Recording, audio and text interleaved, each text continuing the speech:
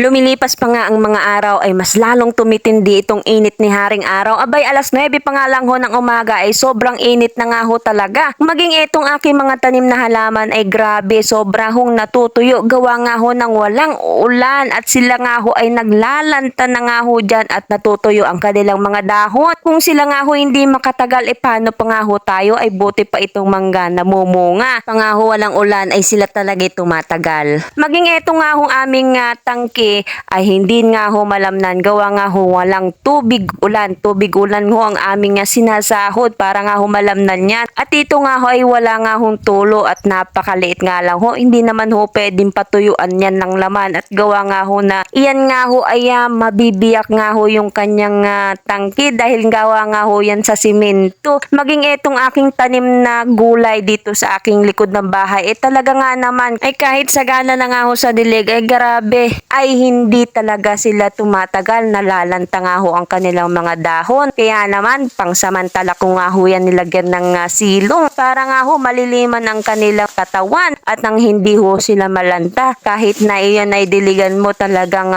maduluto sa init dahil napakatindi nga ho talaga ng init. Kamusta naman kaya yung mga mahal natin sa buhay na nagtatrabaho sa ilalim ng initan? Tsak na hindi rin sila makakatagal sa sobrang init nga ho ngayon. Grabe talaga. Kaya naman po, bawas-bawasan natin yung pagbabad sa ilalim ng init ng araw at napakadelikado ho talaga ng panahon ngayon. Buti na nga lang ho ay may rasyon na ngayon ng tubig. May tulo na itong aming gripo at kaya naman ay tayo makapaglalaban na. Ay sasamantalahin ko na ho yung pagkakataon na ito. Abang nga ho meron pa tayong tubig at para nga ho ay mabawasan nga ho ang ating labahan at napakatagal nga ho ako bago ho makapaglaba gawa ng walang tubig. At salamat naman ho at meron na nga ho tayong rasyon na tubig at dahil dyan ako nga ho ay makapagdidilig na rin ng aking natitigang na halaman at kawawa naman ho sila. Maging ito nga ho talagang aking tanim na dapo. Oh grabe, paano na lang ho tayo kung tayo ay nakababad sa initan? Sigurado talagang hindi ka tatagal. Ugaliin natin uminom na mas maraming tubig at para nga ho hindi tayo ma-dehydrate. Napakahirap na ho pag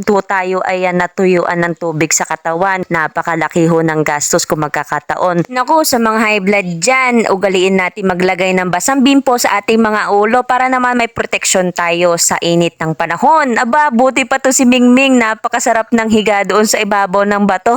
Hay, pahangin yarn. Muli na nga ho kung bumalik dito sa aking labahan. Hinarap ko na nga ho itong aking planggana at nang matapos na nga ho tayo sa ating mga gawain ngayong araw. Matapos nga yan yung aking pinagbanlawan ay dinilig ko na nga rin ho dito sa halaman at kawawa naman ho sila at sobrang natutuyo na. Tigang na ho sila, kawawa naman at hindi ka talaga tatagal dito sa tindi ng araw. At sa wakas ay natapos nga rin tayo dito sa ating paglalaba at makapagsasampay na nga ho tayo dahil nga ho sa tindi ng araw tsak na matutuyo nga ho agad ito ay daig pa ho ang naka-dryer dyan at dahil nga sa sobrang init ditong si Haring Araw at maya pa ay natapos na nga rin ho tayo sa ating paglalaba at sa wakas ay makapagpapahinga na nga ho tayo ngayong araw. O diba, isa na all at kaya naman Ayan na, first na tayo.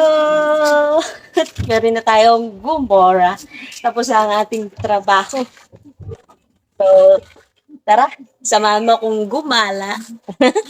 Kaya naman, inaya ko na nga ho itong aking pambansa at kami nga ho ay mamamasyal. At dahil nga ho kami nagkaya ang magabarkada, ay kami nga ho ay mamamasyal. Sakay nga ng motorsiklo ay patungo nga ho kami sa kalapit na barangay sa Sibay. At para nga ho mamasyal dito sa aming kaibigan, dadayuhin nga ho namin ang kanyang masarap na halo-halo. Dahil nga ho sobrang init ng panahon ay kami nga ho ay nadayo dito sa kanyang lugar para nga matikman muli ang kanyang halo-halo at nang ma-refresh na rin ang aming pong nauuhaw na lalamunan. Ay, sana all! At kaya naman, pumasok na nga kami dito sa kanilang bahay at dito nga ay naabutan namin siya na naghahanda na nga nitong kanyang special halo-halo na ihahain nga ho niya sa amin. Ay, sana all! Napaka-sweet! At kako nga sa kanya, ilagay yung asukal doon sa ibabaw at para nga ho mabilis matunaw. Ay, lagi na nga lang ho naiiwanan yung tamis matamis doon sa ilalim. Ano ba yan? At ito nga ho, si Auntie Che ay busy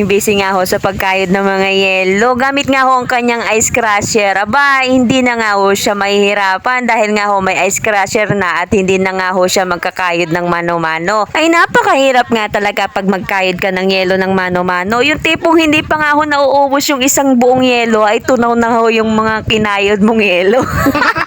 O di ba ay talagang naman napaka-hassle. At ito nga, o di ba, kumpleto Ricardos din ang kanyang special halo-halo. Kaya naman ready na nga itong kinayod na yelo ni Auntie Che at siniksik na nga ho dyan ni Bending. Naku, pinakapulo ho ng yelo. At ito nga ho ang pinakasikreto niya, yung kanyang ube condensed on top. Naku, ay mukhang napakasarap nitong kanyang halo-halo at napakaganda nga hong pagmasdan at syempre hindi rin mawawala dyan ang Alaska Evaporada na siyang nagpapasarap nga dito sa halo-halo. O diba pinakadamihan na nga ho niya yan ang gatas yan kasi nga ho ay special daw ho para sa amin. Ay sana all ang sweet at yan nga ho tinusukan na nga ho yan ng kutsara ni Auntie Che at ready na nga ho para ho sa aming lahat. Ay nako naman at yan na, handa na ang ating halo-halo na in-order. At salamat nga ho sa pinanser. Ay, sana all. Kaya naman, yan, binitbit ko na nga ho ang